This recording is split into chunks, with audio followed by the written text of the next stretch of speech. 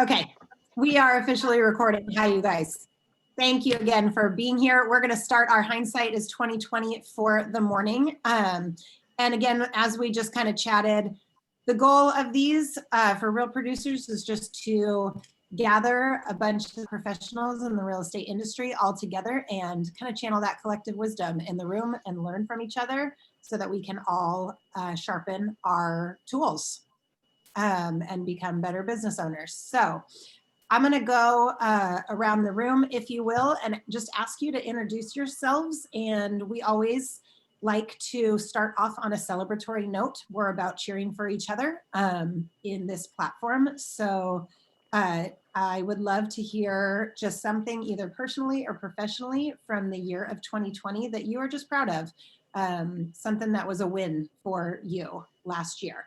So I know all your screens are different. I'm going to start with Eric because he's up in the top corner of mine, and then I'll toss it around for you. So Eric, tell us a little bit about you. Yep. So I'm Eric Scholey. I own Sky Insurance Brokers. So I'm a partner with a real producer. And yeah, just last year we're celebrating. We grew pretty substantially as an agency, both just in client base, but also our team. So I was pretty proud just to navigate, the craziness of last year. We didn't have to lay anybody off, kept everyone working, and continued to grow. So overall, it was a successful year, and we solidified as a team pretty well. So awesome. Okay, I'm tossing it over to Anna Lynn. You're on my other side. Hi, everybody. Anna Lynn Miller, Keller Williams Realty. I would say some wins would be in the midst of the pandemic, my team had the best year ever. So that was big. And I also published our second parenting book last year in the midst of all this fun stuff. So that was a big accomplishment. Congrats. Annalyn and I connected on the very large families and lots of kids level. And she's going to make me a better mama. I'm currently reading her book and it's amazing. All right, awesome. Over to you, Tori. Hi, I'm Tori Barker with Creative Marketing. I would say my greatest success from last year was actually the start of my second year owning my own business. And luckily I chose to go towards digital marketing since everybody was going online during the pandemic. So it was a good call for me. And then I was able to actually build a team in my second year. So now it's myself and I have 3 other members on my team. And so just very grateful for being successful in 2 years and looking forward to continue to grow. Awesome. And I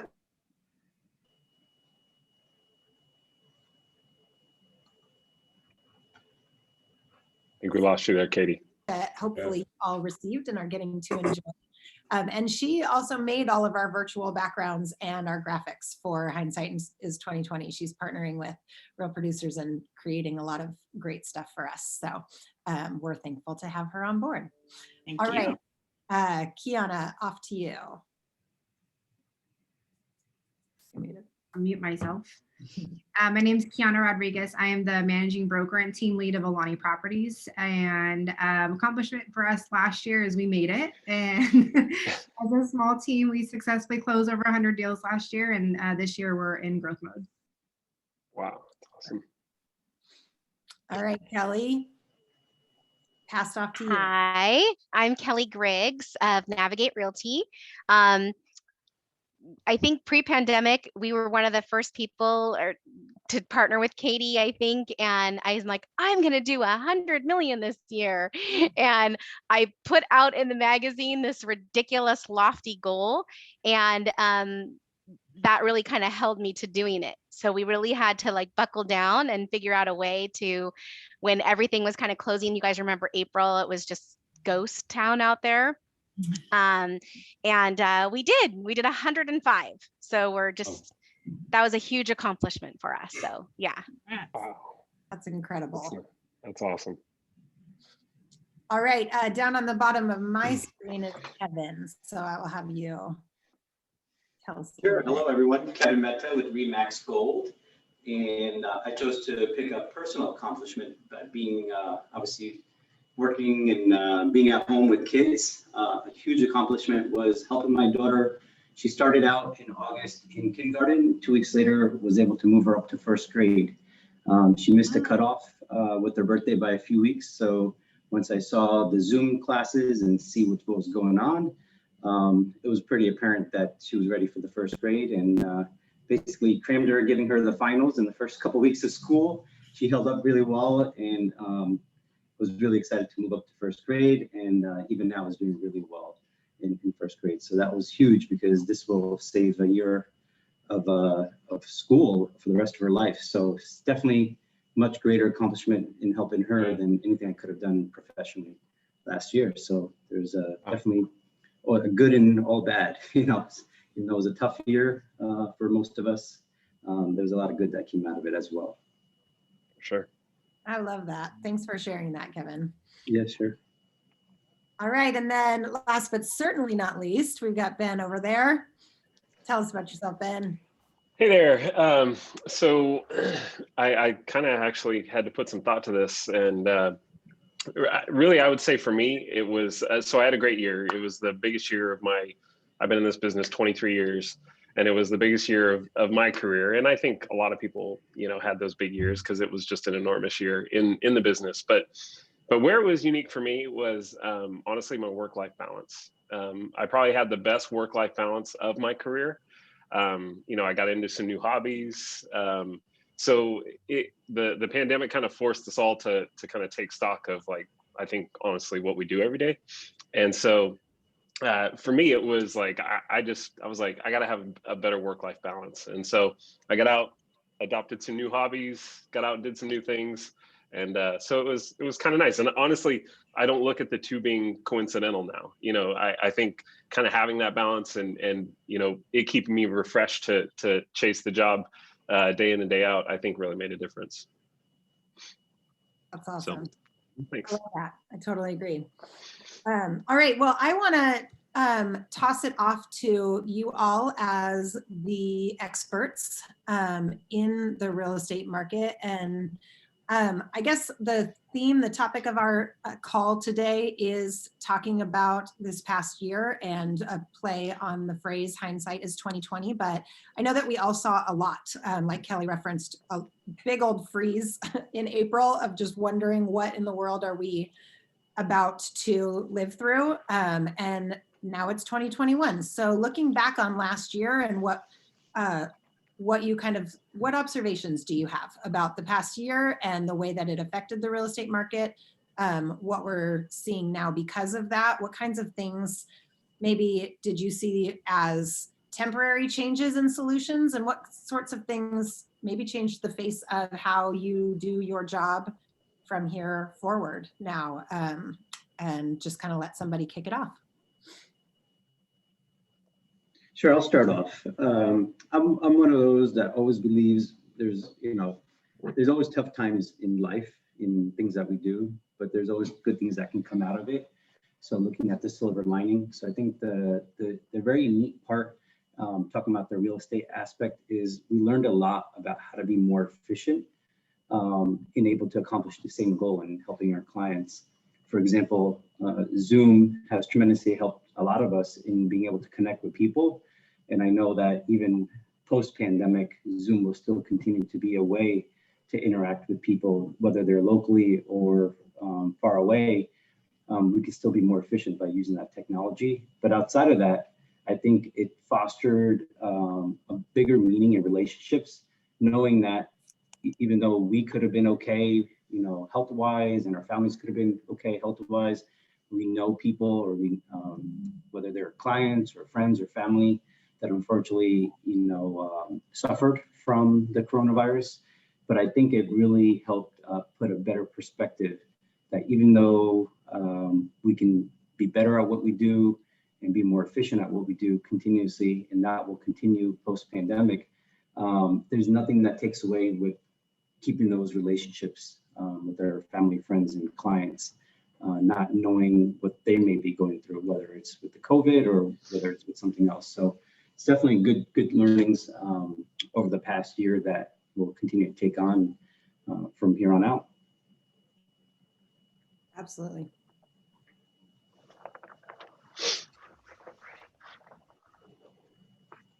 Well, I'll jump in and say, in my business, in the mortgage business, what I saw, which was it was interesting to me. Well, it was just a change in behavior, a great change in behavior, and by that I'm referring specifically to people said, to hell with it, I'm not going to buy a house. I'm just going to improve the one that I have.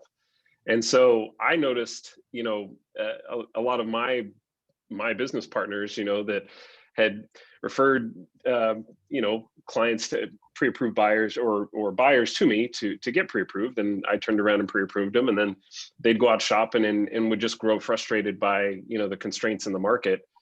And you know what, to heck with it, Ben, I'm gonna take cash out and I'm gonna improve my house, and this is gonna be the forever home. So that was kind of the interesting, honestly, it kind of put me in an awkward spot that I was still, my business was still continuing to flourish as obviously a byproduct of the rate environment, among other things. But it was kind of painful to watch my my business partner go, gosh, glad you're getting a loan out of that. Now this client's probably off my radar entirely. So it was just weird to see these pockets of people flourish and prosper, and then others struggle so much. And then if anything, I saw just a huge divergence between the haves and the have-nots, at least in our local market. And I know some of the agents on the call can certainly speak to it better than I, but it was there was such a difference in a buyer's agent's ability to convert a buyer, and I acknowledge that and kind of observe that in the market just in ways that I'd never seen before. So I think just overall, buyer behavior and buyer activity in the market was obviously unprecedented due to the PED forms and things like that. But it was just an interesting social experiment, I guess, to observe. And it'll just be interesting to see what pieces of it kind of endure as we get on the other side of this. But rates aside, or considering rates, they're not going anywhere. So even though we've had a slight worsening in the market recently, I think overall this fervor that we've seen come out of the coronavirus and the quick buying that has ensued, I don't think we're going to see any change in that anytime soon. Hey, everybody. So, go ahead. Who's No, talking? you go ahead. Okay, so one thing that most of us probably can experience or know from experience is our whole lives kind of shifting. Especially if you had children and you had to go to the whole distance learning factor. I have 4 kids at home. Not to mention my husband, who used to travel 130 days a year, came home, so that I had another person in my house. No, I'm kidding. But the one thing that me and my team did was we basically had an emergency planning meeting, and we said, okay, we need to throw away all of our goals from last year, not necessarily the goals we had, but how we were going to get there. And we literally pivoted right in the beginning, because I do a lot of client parties and different things of that nature. And so we realized, okay, let's just be real, all of that is going to stop. And so I looking back, we went to Zoom meetings and whatnot right away. And actually, I liked it better because it did consolidate a lot of my time restraints that I had on myself, with just trying to fit family and business and my goals all in one. And so in terms of one thing that I just don't think going away will be doing touch bases via Zoom. I don't think we'll go away from the in-person meetings, because that's really key. But I feel that we had a much better opportunity to do that, and people were faster to say, okay, yeah, I'll jump on a Zoom after work at 5:30 or 6, and we could get right into a meeting right away. And that led to a listing appointment or something of that nature. And especially our buyer consults. I think now we will do all of our buyer consults via Zoom and just pull up our consultation and do it that way. And, you know, my team is 2 other moms. They ended up going part-time. So I took the load of their business and helping them because my kids were older. So it was really like one of those things where we just had to just see how we could help each other and work together and be understanding and reach out to our clients in a different way. It was actually, I think, turned out for me a great year. And I think spending time with my family more was a big plus too. That's great. One thing I just wanted to share, my network not only includes real estate, but also new construction. And so it's been interesting to see and hear all of the changes from the home builders and the home builder side as a result of the pandemic and the changes that we've had, and how the home builders are looking at homes, like what are they constructing in a home and what are important to home buyers. And so previously, you know, people wanted something more, you know, smaller. They're not going to be home a lot. They're out doing lifestyle type stuff, and that completely shifted. And so now the importance are, you know, having a workspace, having a space for kids to do their homework if they need to. And so it was really interesting to see kind of the shift in the home builders mindset, looking at how they're constructing the homes and what rooms and features are going to be important moving forward. I can tell you from a personal standpoint, the big open concept of no division of rooms, not working out so great for us 7 people in the house now. We loved it before, and now I'm like, oh, you all need walls between you. Totally. One of the changes that we've seen a lot is our local buyers were not used to Bay Area coming in here and blowing them out of the water the way that they have been. So even from a buyer consultation standpoint, we saw a lot of difference in what we were telling our buyers, like, hey, you know, Roseville to Roseville, or, you know, Lincoln to Roseville, okay, fine, but you've got San Francisco buyers coming in here that are selling 900 square foot condos and you know, looking at a 3,000, 4,000 square foot home, like, I'll do whatever it takes to get into this house. So I think, and this is going to obviously include this year, is we're seeing buyer consultation and even listing consultation to say, hey, this is what we see in a normalized market, and I'm going to advise you on what I know. But right now there is a lot of curveballs coming our way as agents in the marketplace for out of area buyers and out of area agents. You know, they are coming in here. There's just not a lot of inventory going on for them in the listing side. So they're bringing buyers here physically to show. So I think last year we saw a lot of that. And then this year, as far as consulting goes, we're going to have to change the narrative a lot. Yeah.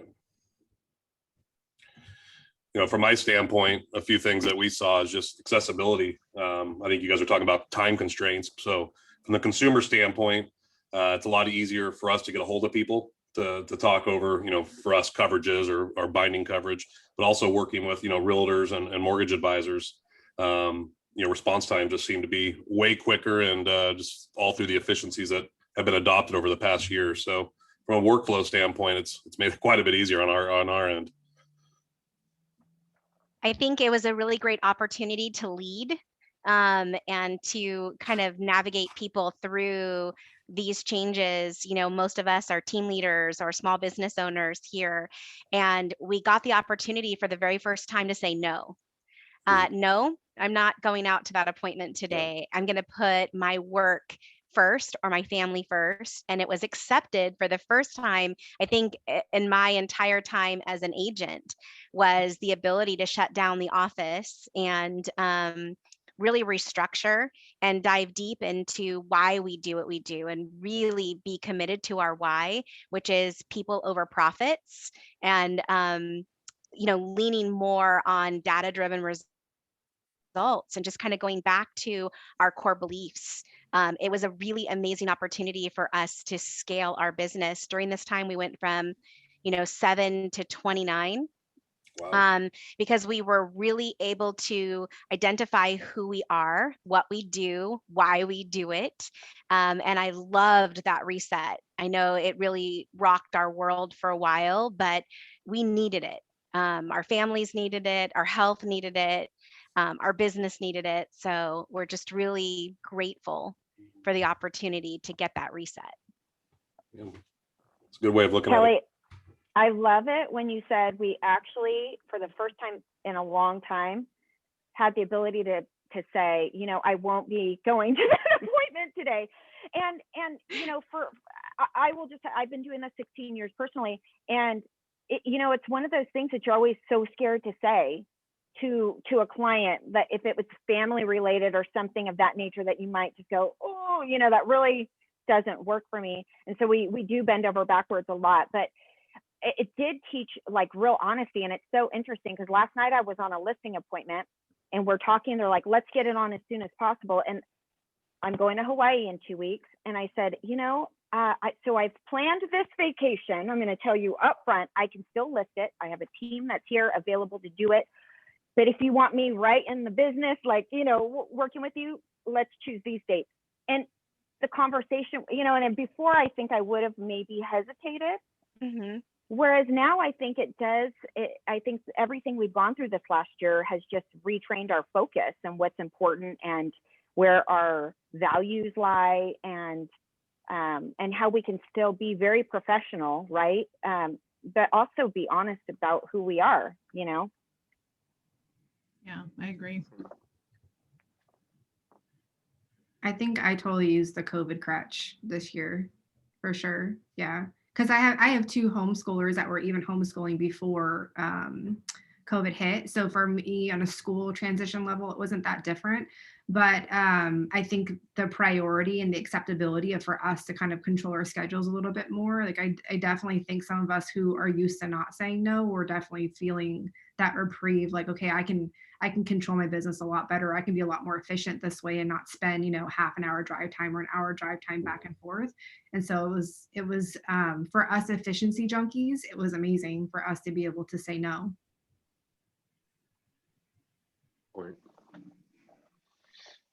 Yeah, I think there was a kind of overarching leveling of humans throughout this process, and it sent everybody to their homes, and then we're working from our homes, and just this phenomenon of even like we're all zooming from inside our homes' personal spaces, and getting to see that background life is very connecting as a community, and it just connects you on a different level. It was really interesting for me to watch as an outsider coming into this community, but as someone who just really, I can geek out on observing people and behaviors and communities. I really love that, and observing that happen. And like, I mean, the whole philosophy is that when we do that, sales posturing kind of goes away. And that's kind of what you were speaking to, Annalyn. There's this false need to put up a really professional front and pretend that we don't have chaos happening in the backgrounds of our lives,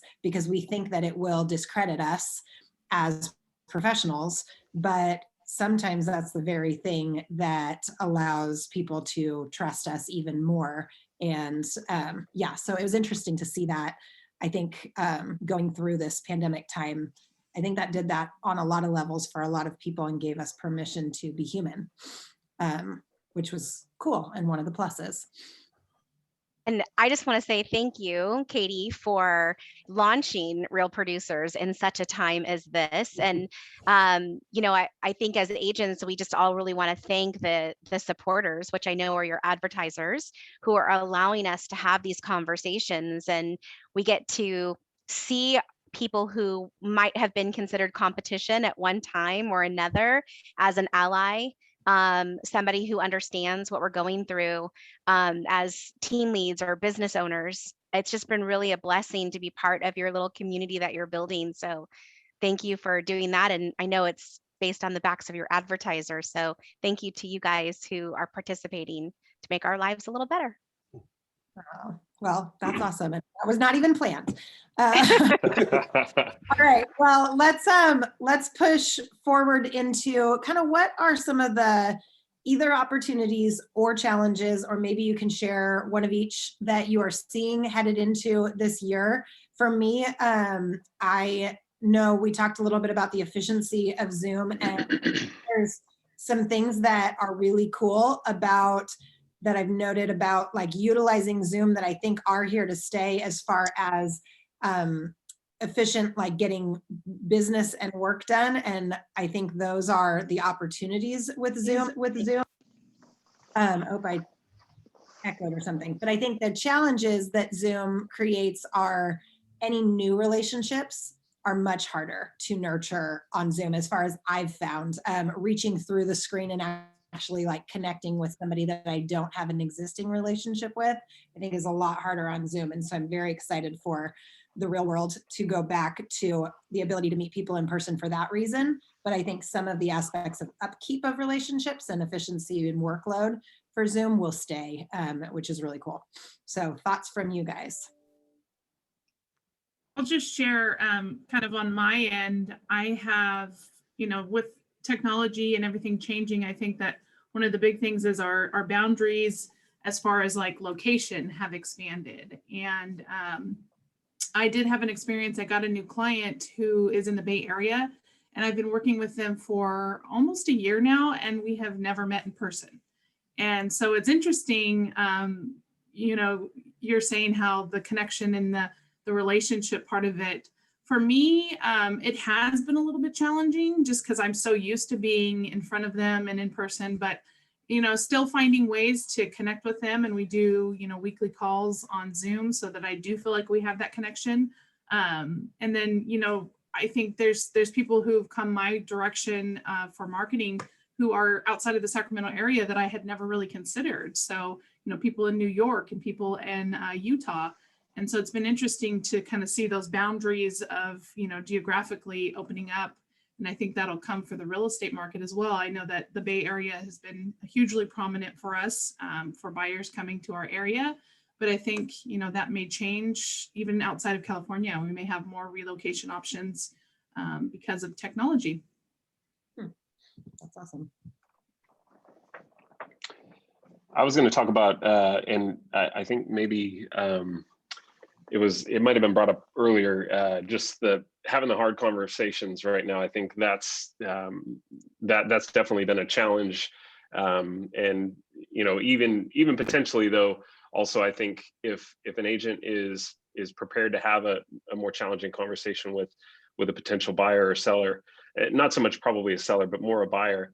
And, I think that can create efficiencies in and of itself. And what I mean by that is, I have some agents that I work with that just aren't comfortable having like this really tough conversation that with their buyer that says, hey, you're going to need like $10,000 to $15,000 just to throw at the seller, if the appraisal comes in short or something like that, just to hold this transaction intact if you really want this house. So I think what I've noticed is just a difference of comfort level in agents that have a lot of expertise and history behind them that can kind of think through these trends, I think, or see through them with a little better scope, are having better time at converting. And I seem to be talking a lot about buyers on this call, but for me, the biggest aha for me for COVID for 2020 was just the change in buyer behavior. I mean, I've been doing this a long time, and the way that buyers have to respond in this market, in the Placer County market and Sacramento markets, is just it's been quite shocking to me to see the change in behavior and what it took in order for us to stay competitive with some of those Bay Area buyers. And it's just been an interesting phenomenon to observe, and it'll be. I think that agents nonetheless can learn from this, because I think, having a stronger conversation up front with your buyer or your potential client just leads to a more efficient relationship overall, because I've seen so many clients burn out and have a bad experience with their agent because, the agent just didn't set their expectations properly up front. So I think that's been a big challenge for, coming out of this, and it'll be interesting to see how that holds going forward.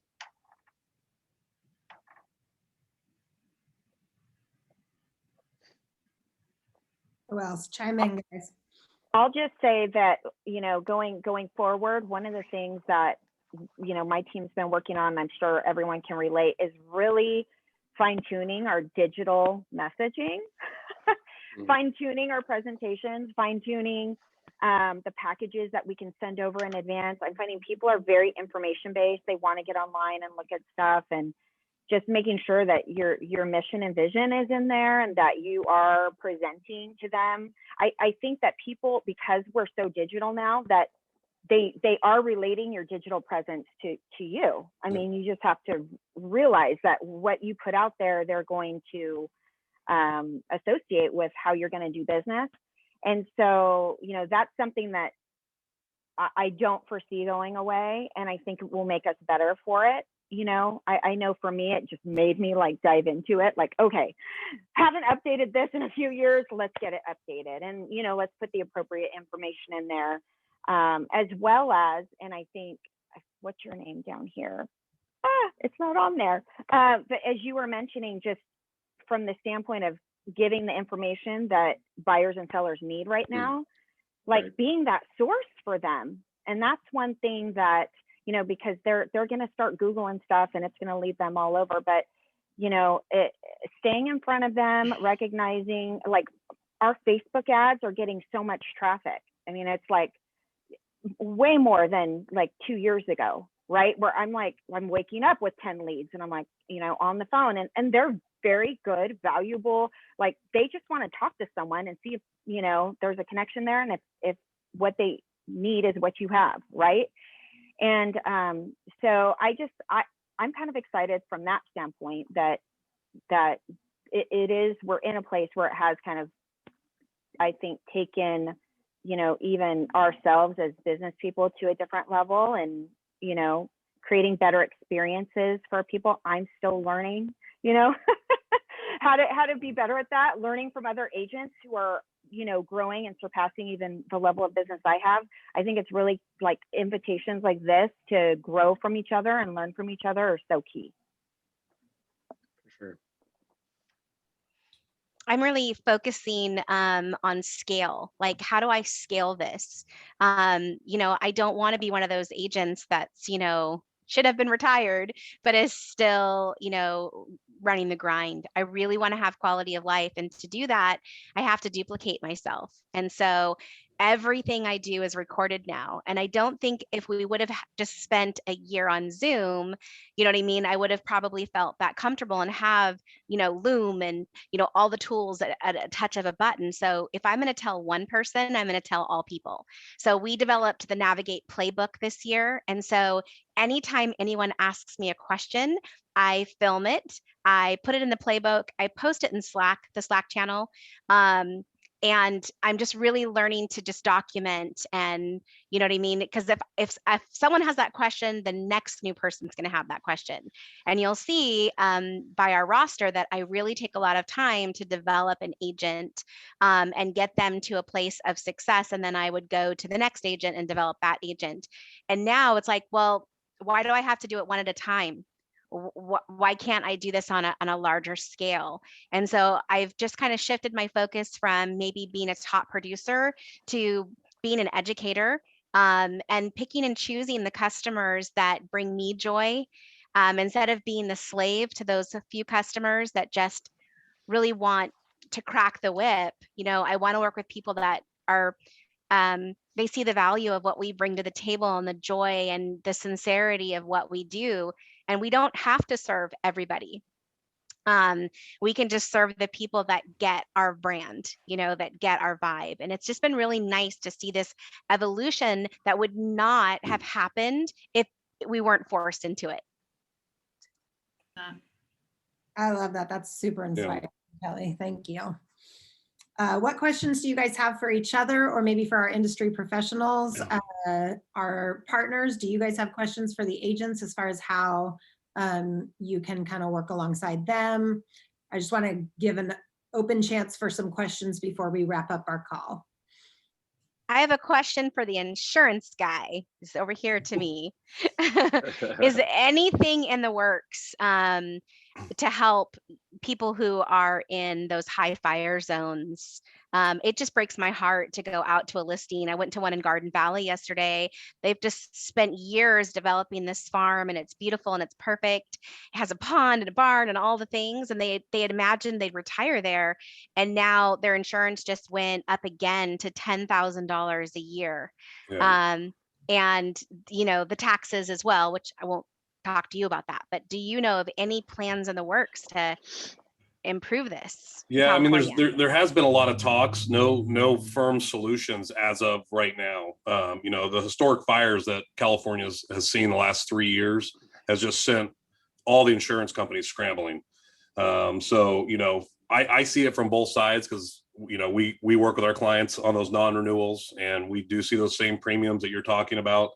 But I also see it from the carrier side as well. I mean, you know, a lot of these carriers, you know, in some of these fires have lost over a decade of profitability in California. You know, no business can survive like that. So it's just this, you know, they're trying to bring in new technology right now, you know, the wind mapping, all the different scoring systems, and trying to find ways that they can navigate to assess risk. So saturation's a big part of it now. Carriers are trying to limit their exposure in certain areas. So in case there was a catastrophic event, they're not holding a large bag at that point of homes that are insured. So right now it's just really touch and go. And I think it will be like this for the foreseeable future, unfortunately. But there is definitely talks. I know even within the government right now, the FAIR plan's looking at ways to offer additional discounts for upkeep on home, defensible space. But there's just so many things that go into it right now. And unfortunately, I don't see it changing anytime soon. It's just really trying to navigate this marketplace right now. So yeah, it's definitely heartbreaking, and really tough to see, because you're exactly right. There's a lot of homeowners that have lived up in these homes forever, and it's some of them are forced to sell at this point because the insurance is just unaffordable. So it's a really tough situation that everyone's in right now.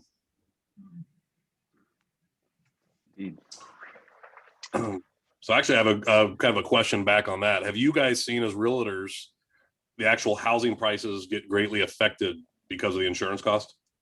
Because I figured there would be a cause and effect eventually where, you know, the buying power is different, right? Instead of a $2,000 premium, they're coming in with a $6,000 or $7,000 premium. So, you know, the buying power is $400 or $500 less. And I didn't know when you would see a correlation in the housing price with that. We haven't seen pricing issues. I think we've seen more of like the number of buyers that are willing to go into those areas and purchase at those price points with the insurance costs on top. Yeah.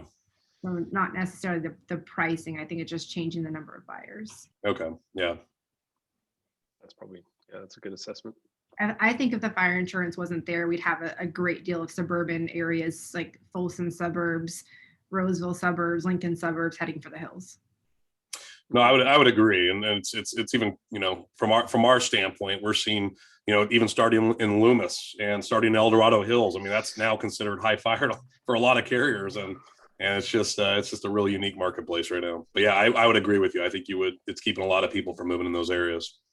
I think if anything, the buyer education for fire insurance has been extremely confusing on the consumer side, because they're Googling, right? They're Googling fire insurance, and we've had people come to us from like, it's no big deal, to, oh my gosh, if my house will burn down tomorrow, I'll lose everything. Yeah.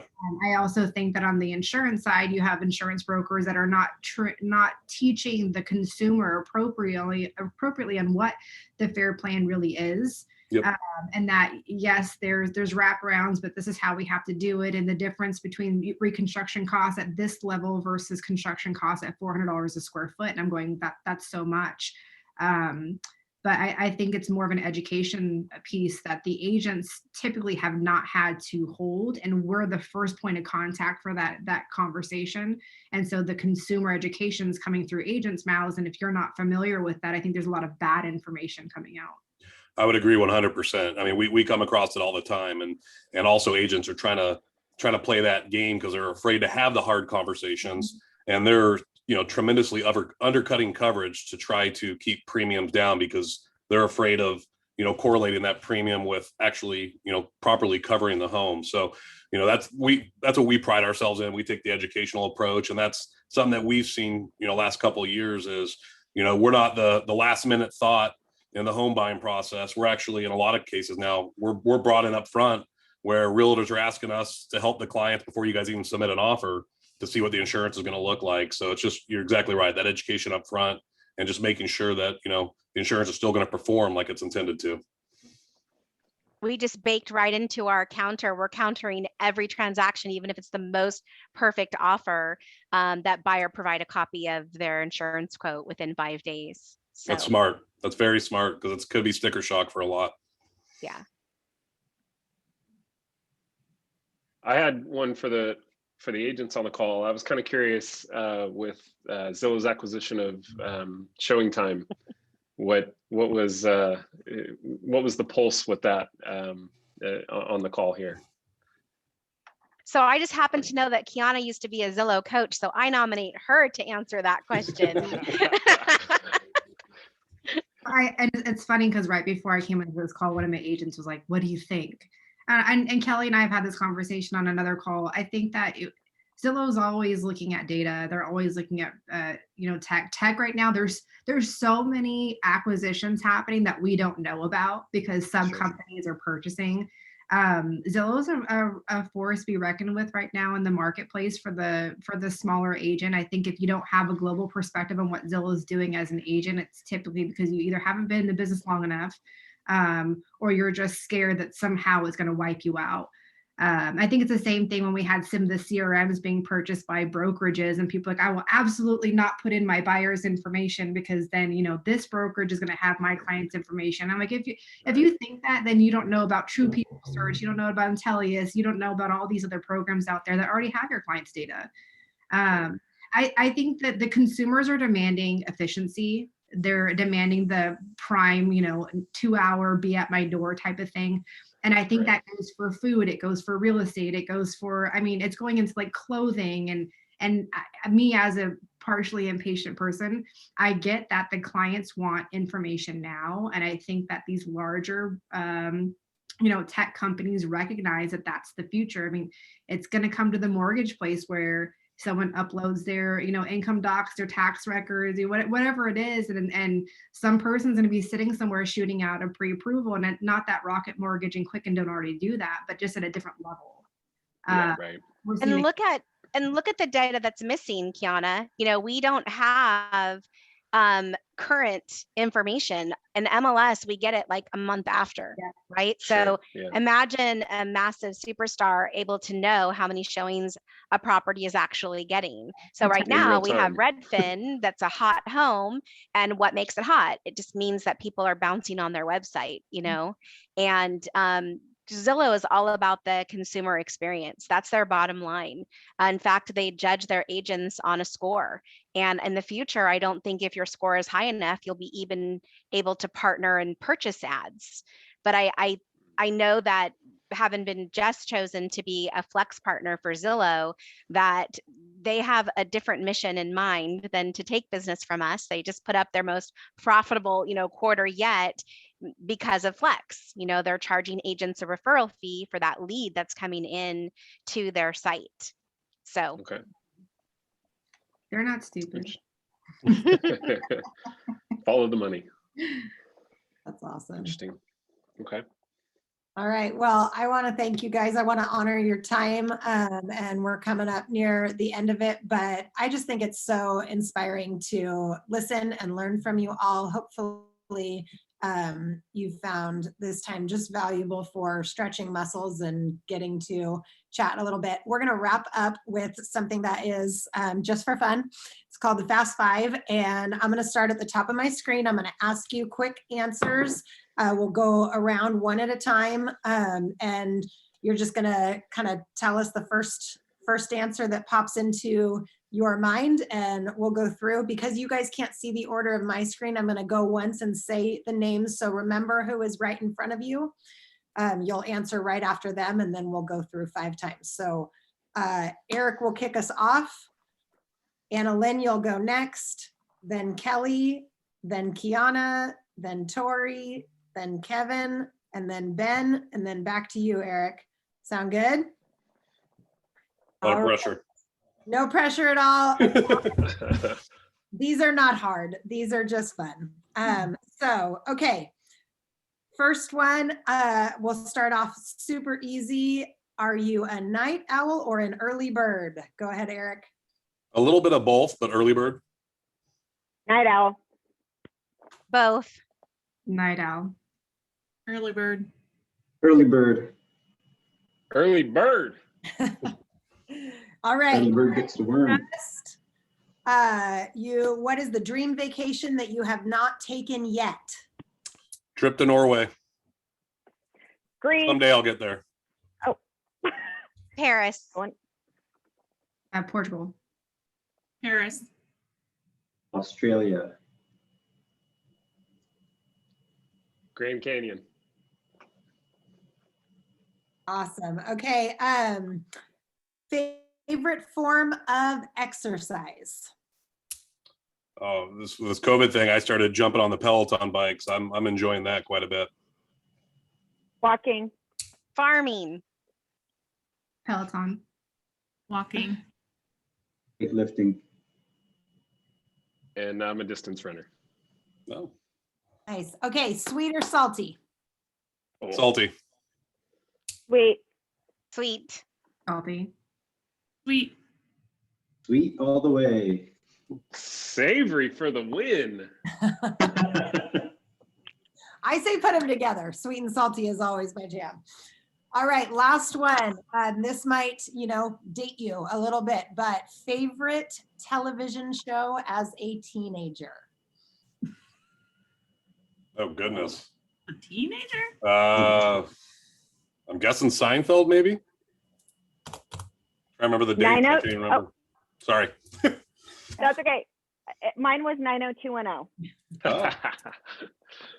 I was going to say Melrose Place. Oh, there you go. Yeah, mine was 90210 also. Mine, I think when I was a young teen, maybe Punky Brewster. Mm. Saved by the Bell. Ooh, good one. I'm gonna go with Animaniacs. That's awesome.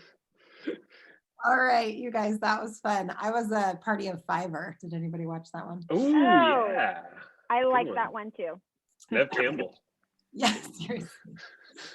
All right, you guys, thank you so much for being on here. I appreciate you all. I appreciate you leaning into this community and just contributing. It means a lot to me. So thank you so much. Go on with your days. I hope you have a great rest of your days, and we will see you soon. Thank you, Katie. Take care, everybody. Bye, everybody. Thanks for putting this Thanks, Katie. together.